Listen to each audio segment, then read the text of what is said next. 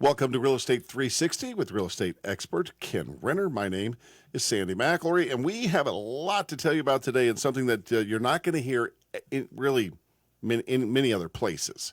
What we're going to talk about today is your recent execution of a 1031 tax exchange. Yes, sir. Correct? Yes. That needs to be handled very, very delicately, take your time with, and it takes a little while. Oh, yes. That's Sandy. where I'm asking. I know. You're a radio guy that wants to do real estate. I know you. Want to get, No. I know you want to get your license, just like everybody else in Austin. You know, everybody has a license. I've seen too many people starve. But they got a nice car. Yeah, they have a nice car. They have a nice car, a nice lease on a car. Right. All right. Yeah. So, anyways, 1031 tax deferred exchanges is not a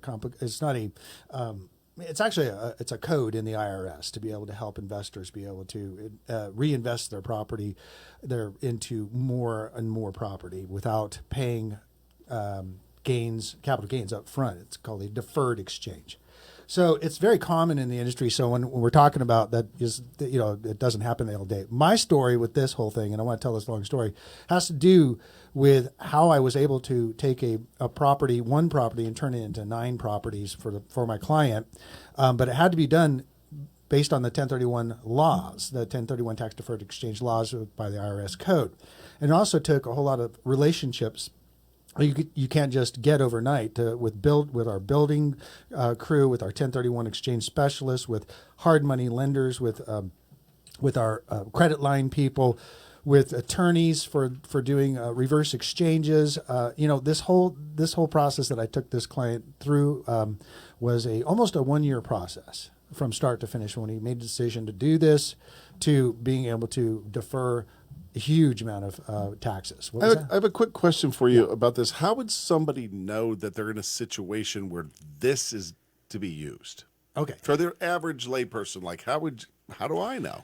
So what it is that with a tax deferred exchange means if you own an investment property, you're allowed to sell that property and put it into what's called an exchange. In other words, be able to buy more properties. Mm-hmm. Now, but because you might be selling a property a single-family home in California, you might be trying to buy a 10-unit apartment complex in Austin, Texas. The exchange is done what we call a delayed exchange because it doesn't happen. It can't happen at the same time normally. In other words, it'd be great to have this one selling, and then the day of closing, these 10 units are under contract Right, and ready to right. close. So that's part of the problem, and that's why the IRS allows us to be able to put our for sale property into what's called an exchange where you don't touch the money and be able to choose properties out there, and it could be anywhere. They call it like-kind properties. All it has to be is investment property. It could be land, it could be agriculture, as long as it's producing income. It could be income. Mostly it's income producing property like retail and multifamily. And it happens anywhere from a small scale, like what I'm going to be talking about. It's not a small scale, 1.4 million, but on up to mega millions where the huge apartment complexes and shopping centers are being done with a 1031 exchange. And it just simply means that they can move their equity from this property to this new purchase without paying the gain that you would normally have done if you sold the property and then bought the property. Gotcha. Okay. And so the way it works and the rules are that once you sell this property, the day of closing on the we call it the relinquished property, the one you're going to sell, you have 45. The IRS says you have 45 days to name a certain amount of properties. Usually it's either 3 or there's 3 rules, but the one that people usually use the most is the 3. Got to name 3 properties. Or there's also what's a 50% rule, or a 200% rule, which means you can name up to 200% of what you sold. So in this case, 1.4 million, he could have named 2.8 million in properties. And what we mean by named is within that 45 days, you have to name those properties, and those are the ones that you have to pick amongst those that you've named, and you have to close on those to make the exchange work. Once the 45 days is over, you don't have any more opportunity to name properties, and you have a total of 180 days from the sale of the relinquished property to exactly 180 days to close on one of those properties that you've chosen or group of properties that you've chosen. That leads to, and you don't touch the money. You have to buy in other words, if you cash out and you close and you take that check home, you're going to pay the government a huge amount of taxes. That's why we have what's called an exchange accommodator. It's like an escrow account. Okay. the money, the profit from the all the proceeds go from the closing to this accommodator who holds the money like an escrow and waits for you to finish the transactions of the uplink properties. Does that make sense? Sure. Yes. Okay. So the that's the common thing people ask, why would I do it? First of all, why would I get to an exchange? You have to talk to your CPA and your financial advisor, because they're going to say, well, maybe I should cash out and pay the taxes and move on with life and not have to worry about it. Or maybe, wow, that's going to be a heavy tax hit that maybe I should go ahead and not and do a 1031 exchange and buy more. So the problem comes in is when you're selling this property, but you don't have all the rest of the properties lined up. During that 45-day period, that's all the time you got. It becomes a scramble trying to find the properties, and sometimes you make some not so good decisions because you're like, okay, I'll take that one just because I've got to be able to close on something. I got to name something and close on it. So it can be a very tenuous situation. In this case, he sold the property for one single family home in San Mateo, California for $1.4 million. Okay. If he did not do an exchange, in my calculation, I'm not a CPA, check with your CPA, he would have paid somewhere around $360,000 in capital gains. And then another $100,000 in depreciation recapture. So that's $460,000. Mm-hmm. Oh, I forgot he's in the state of California. So they get their little chunk. So it's basically a $500,000 tax hit. So he did well with this property. He's got $1.4 million. If he sold it and took the money, the government would say, okay, I want 500 of that 1.4. So you're going to end up with 9 after taxes. Or you can exchange all that into more of equal greater value like-kind properties, which is what we did. With investment for investment is what like-kind means. And we'll just go ahead and defer that capital gain into these properties. So that is a huge benefit because you don't pay. It's tax deferred. Doesn't mean that he's not going to pay taxes until the day comes when he gives it to his son or daughter or heirs when he passes, and they get a stepped up basis. Check with your CPA, because if you make too much money or have too much assets, it doesn't play. But they get what's called a stepped up basis, and they won't have to pay the taxes that Dad would have paid if he'd sold that property and sold out and cashed out. So this is a long play. Well, it's not just a long play. It's a way to defer paying the government. Mm-hmm. And then eventually, when you pass, if you do it right, then nobody paid the government. You say you can avoid death and taxes. You can avoid death and taxes, right? Well, you can avoid taxes through this. That's through the stepped up basis. It's one of the big government giveaways that not a lot of people really know about that aren't in real estate. Okay. So what's our time on this right now? Because I've covered a lot already, and I haven't even gotten the story. We might have to break this into 2 podcasts. We're about 8 minutes in. All right, I'm talking fast. Is a guess, about 8 minutes.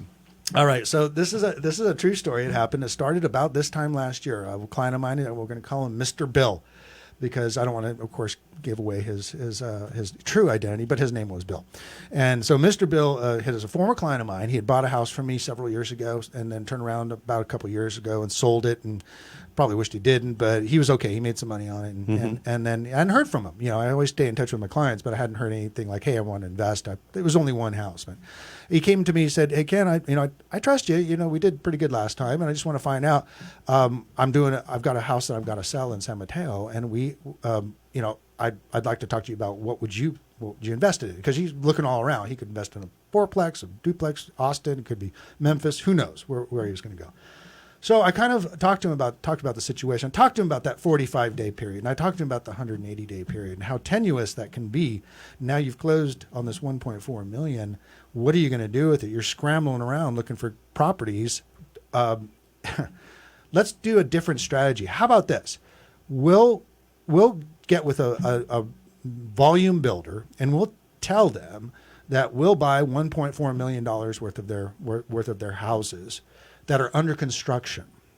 In other words, they're not ready to close right now, but they're under construction because you want to meet that 180-day period, but they're not starting from scratch. Mm-hmm. So that way you can name your properties even before you've closed on or sold and closed on the relinquished property. Therefore, you already know what your upleg is. Mm-hmm. That was one of the things that that took the pressure off of the whole fact that he didn't have to worry about that scramble to find the properties in 45 days. And that's a lot of property, 1.4 million. I mean, and so having all those properties already lined up and ready to go is the strategy. So got with the local builder, the local biggest builder in town, in the state of Texas too, got with him and I said, I went to management. I said, hey, let's go have lunch. Actually, they want to take me to lunch because we'd been their number one realtor, and we went a trip, and all kinds of our team went a trip to Cabo. And so we're like, well, let's take you to lunch. So I got with the vice president and the president of the building company. I said, here's what I got. I got this guy that wants to buy, this many properties. It turned out to be 8 at the time, but it ended up being 9. That's part of the story. 8 properties, that adds up to about just like 1.3, 1.4, which is that dollar amount that we were looking for. And they're like, and this is a building company that cut off investors because they ebb and flow on whether they're going to allow investors in at all, because there's a limitation. But in this case, they were looking at their inventory, and they actually gave me their inventory. They had 240 specs hitting the ground, which is inventory homes hitting the ground in the next 6 months. I said, hey, I can take care of 8 of them right now. And they were like, okay, Ken, we trust you. Let's go ahead with this. I said, well, the thing is, the house, it's November, or we had this meeting, and he's ready to put it on the market, but the market's a little soft right now, and there's a tenant in place on the house in San Mateo. So we're going to sell the house, and I showed them the market time in San Mateo at the time was only two to 3 weeks, and they're getting full price pretty much at the time. And the tenant would be out in January, beginning of January, and it would sell in 2 or 3 weeks. And by the time the first house was done, late February, we'd ordered the exchange is good, we're good to go. So they're like, okay, and so agreed, and both parties agreed. So we went out and picked out 8 houses, 3 in this neighborhood, 3 in this neighborhood, and 2 in this neighborhood. Added up to our 1.3, 1.4 that we needed to do. And so everything's going along fine. So, Christmas comes and then New Year's, and about mid-January, I'm like, I called up Mr. Bill. I said, hey, Mr. Bill, I'm excited for you. Is the tenant out yet? Ready to go ahead and we're going to go ahead and close this puppy and get the money in the exchange. And we got all these houses lined up that are going to close in the next 6 months. And he's going, well, yeah, we're running into a little snag. I'm like, here's what. Not what you want to hear. Yeah, no, okay. So, not what you want to hear. So by the 3 weeks into it, I think the tenant finally got out. But what they said is his son was the realtor too, so it was Mr. Bill Jr. Mm-hmm. And they got in there and they found out that the house needed some it needed renovation. Well, that's not. I mean, they still sell out there. They sell without renovating, but they said, look, the wiring's all 1950s wiring. It's got to come out. But if you're going to take that out, then you may as well go ahead. They didn't really tell me this at the time, but they said, oh yeah, we're going to go ahead and put it on the market late January, and we should get it. Then I go 2 or 3 weeks later, back beginning of February, and go, guys, about ready for a first closing. How's that sale going with that house in San Mateo? Well, we ran into a little bit of snags and stuff. Again. All right, so we ran into snags to be able to pull this off, but you need to sell that house to be able to make this work. I mean, how are you? So they're going to be wondering, are you going to be closing on any of these? Like if I start saying, oh, we can't. I'm sorry, sure. Building company.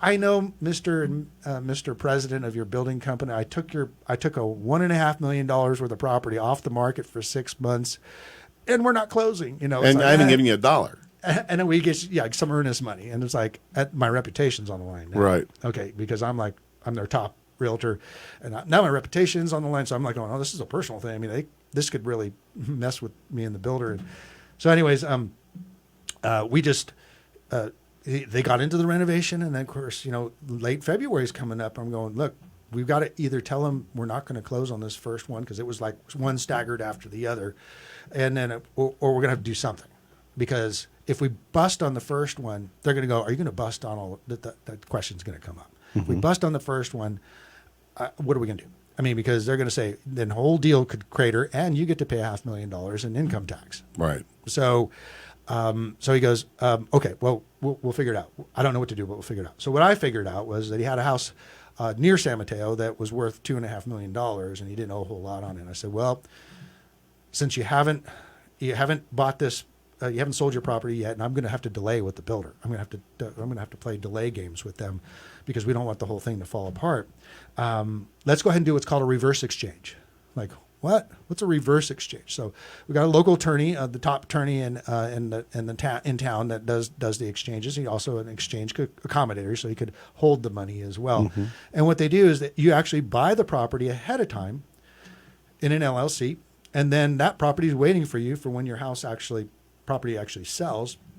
And then you actually buy that property that is you already closed on with the exchange money that you have. It's just basically doing it backwards. You're buying the property first and then closing on it once. But the thing is, you have to be able to qualify or pay cash to buy that house so that it can be, and really is pay cash for it. But he didn't have the cash. So I went to the builder. I said, okay, the first one we're going to have to punt on. It backs the railroad tracks. We don't really want that one. But this one we're going to close on, and so I got a hard money lender in California to loan him on a equity line of credit on his Belmont on his house near San Jose, and got him $360,000. I said, good. Now we can close cash on two of them. They're about 170 apiece. These houses. There was 8 or 9 houses, all around 160, 170. Some more, some less. So now we're going to save face with the builder. First one we're going to close it, and then we're going to close the second one. By then that house in San Mateo will be sold. And we're going to be going on to number 4, 5, 6, 7, 8. So nothing ever goes as smoothly as planned. Yeah. So we're ready to close on the first one. He's the builder's title company is saying, okay, go ahead and send the money. I'm saying, no, do not send the money because that money has to go through the attorneys to do an exchange, a reverse exchange. The little young lady at the title company goes, I'm just doing my job, and it told him to send the money. Well, Mr. Bill just goes, I was told to send the money, so he went ahead and sent the first $170,000 to the title company, but it wasn't in the legal exchange or the reverse exchange, so therefore it's no longer qualified for being part of the exchange. You got a mess now. Now he's bought a property that doesn't meet the exchange and won't be in the exchange. He owns it free and clear, but that's all fine and good, but it doesn't save it on the taxes. That was the whole point of doing this. So anyways, that was a hard conversation to have. I would imagine. How much time did you spend thinking about how am I going to do this? Okay. Yeah, that was a tough time, but it was like, this is why you hire an expert. Because I'm a strategist, and I put the pieces together, and I knew, and then the attorney knew in the background what I was doing. In the meantime, I had to be diplomatic with the builder and play the delay game and hope that they don't put the pressure on going, I hope you're closing on the next one. I hope you're going to close on the next one, because if you're not, we don't believe you. And they could bust those deals just like that. Right. So the next deal came along. That was the second one. It actually finally it got put in the reverse exchange, and the rest of that money on the equity line of credit was paid to make the deal happen. That was the first exchange property. So I'm going, Bill, this would all be solved if that property had sold. Well, we haven't put it on the market yet. Because we got a few more things, and I'm like, all right, this is getting really tough. We're now into March, and we're going to be soon heading into April, and we've got more houses to close, and you don't have any way of closing on them. I don't know how we're gonna. And you've already named your properties. Your 45 days is up. You're done. What do you do? I mean, or no, it hadn't. The 45 days wasn't up. But the bottom line was, it was getting very tenuous. And I said, okay, what's going on? So he was originally going to put on at 1.3, because they did the renovation, because it took a little bit longer, and because he was selling it in the tougher time of November timeframe. He actually it was a blessing that he renovated and waited, because he put it on the market at 1.3 million and it sold for 1.45. Okay. But that wasn't until mid-April they're going, okay, here's the next one, and we still haven't closed the house. It hadn't even been sold yet. It hadn't even been on the market yet. We're mid-April. We're going on that Cabo trip with the builder and all their staff. Right. And it's late April. Yeah. And I'm going, when are they going to bring up the conversation? Right. when are they going to tell me, are all these going to close? Are you really good? And when they were out on their fishing trip, they were out catching marlin, the president and their team, and I'm back at the hotel. I get a text from Mr. Bill Jr. It says, the house has sold, multiple offers. It's going to be closing in 2 weeks, cash at $1.45 million. I was like, whew. Really? And then, so then I got back to, I waited till they got back from their trip, catching all that tuna and all the marlin, and we're in a great mood. And I told them, well, let me come honest with you. we didn't sell the house until last week. And and I know it's April, Right. but it's a done deal. And now the money's it's a cash offer. It's closing in 2 weeks, and they were like, "Really? All right, sounds good to me." I was like, because it was Cabo, right? Right. Like, Right. So, anyways, we had the money in place. We were able to do that. Okay, so we're now ready to close the next one. It was late April, early May. And all of a sudden, we're trying to get a hold of the seller, and no answer. No, I mean the buyer. The buyer. He's got the exchange. All he has to do is sign the papers on the next one. He's got the cash. The attorneys are all set. He's been dark on you. He went dark on me. I'm like going, emailing, texting, trying to be nice, trying to be assertive, no response. A week goes by, and we're like, uh-oh, Yeah. the heck, and then title company goes, we finally got a hold of him. They said he had a procedure, and I said, okay, what was the procedure? And I finally got to talk to Mr. Bill, and he goes, well, I had open heart surgery. And Oh. I go, well, that's probably a good excuse, for not returning calls. I mean, it was like, I wasn't giving a hard time. I was like, thank God you're doing better. Thank you. Is everything okay? Because it was like, it's really hard to when they go dark on you. The problem with the situation is once his income was being derived from this house, along with his small amount of income from his company because it was kind of scaling down retirement. But once he sold that house, he didn't have income to qualify for any mortgages. Oh. So even though he was paying cash for most of them, he still needed to qualify for 2 mortgages. And those 2 mortgages were because you have to, on the exchange, you have to buy of equal or greater value, and you have to borrow of equal or greater value of what you owed on it, the previous property. So he had to borrow $250. So we were going to do the last 2 properties with borrowed money, but he didn't qualify until we got all these other houses rented. So there's another. Now he can't get the loan unless he gets. So now we're pouring resources and working with the property manager, get these things rented. And you've got your whole team working on Oh yeah, this. team and property manager leasing and behind the scenes, nobody and Right. Even the seller didn't. I mean, the buyer, Mr. Bill, he didn't know what was going on. He's just like, I put this in your hands, can't handle it. And I'm like, yeah. So comes to the end. Last month, a couple of weeks ago, we finally got to the last. We got to the last property, and he rented it out. He did have to get loans on the 2 properties. We got hard money loans, which is expensive, but it accomplished the exchange. He saved $500,000 in taxes, and now he's got $1.5 million of Texas property that's all brand new, all under warranty, all separated. So you have 9 different properties. You could do whatever you want with it. You can play Monopoly with it. You could sell it all as a chain. You could sell one, cash out. You have all this opportunity to do all that. Mr. Bill Jr. is going to inherit quite a nice portfolio of properties. I'd say so. And without having to pay taxes on it. So they came out, I was out of town when they came into town, but him and Bill, Mr. Bill Jr. Came out, or I think they both came out together, and they just were like amazed at what we were able to do. We turned $3,200 in income in the San Mateo property into $13,000 in gross income. Wow. So from $3,200 to $13,000 plus in gross income. Amazing. Avoided $500,000 in taxes. Deferred it. Okay. Deferred $500,000 in taxes. Also got $5,000 discount from the builder on each property. So that's 5 times 9 is what, $45,000 discount because of property that he bought. His position, his life completely changed for the better because of this 1031 tax deferred exchange on one house. But as you can see, all along the way, there could have been one little thing goes wrong, or somebody goes and has an episode, and everything, and then you pay. The government doesn't care if you have an episode. If you don't follow the rules, you're going to pay taxes. It all goes back to what you said early on in this: is hire an expert. That's exactly right. You don't want to mess around with someone that doesn't know what they're doing. If they're, you know what I mean. Well, so, you know what I'm saying. The people that are out there right now that seem to be making. It's not only an expert, but it's also the relationships that I've had right. with all That's these people involved. I got a builder to release properties they weren't even considering releasing. Right. So that wouldn't have happened. I got them to let us do to-be-built properties on a property that hadn't even sold. That's basically what we call a contingency. That was really rare for them to bet on the come of this house selling.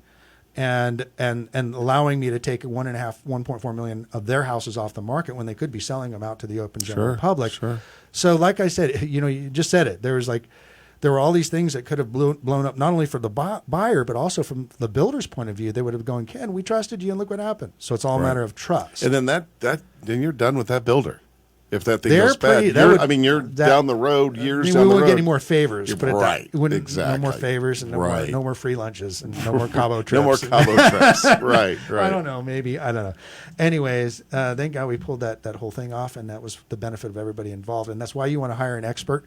And this was not your normal real estate broker type of, scenario. This is something that a lot of only investment brokers that specialize like I do for the last 35 years really can piece all this stuff together. All the players, the attorneys, property managers, leasing, the lenders, the hard money lenders, the private money lenders, the 1031 exchange people, the relationship with the builder, the relationship with the lenders, the builder's lender, and everybody involved, the title companies, the attorney, the assistant, and then keeping the buyer happy when one of them doesn't make the exchange, and you go, I trusted you to do this. So right. It all came together. Everybody's happy.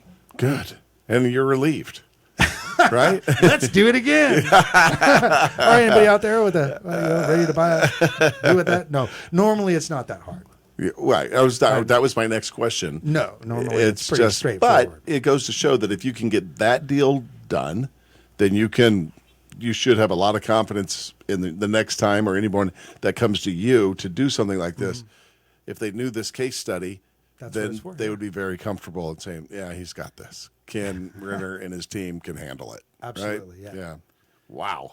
That's a lot of information. Yeah. How'd we do on our time there? It doesn't, you know what I say? If it's good, it's good. Okay. It doesn't matter. If it's an hour, great. If it's 15 minutes, who cares? It's good stuff. I know. I appreciate right. that. That happens is it's the people's time that I'm really valuing. Yeah. Because I know, especially, in drive time and commute time, they only have so much time. So. Right. Well, that's good stuff. Good. Good. Appreciate it. Good seeing you, Ken. Thanks, Sandy. You bet. All right. See you on the next show.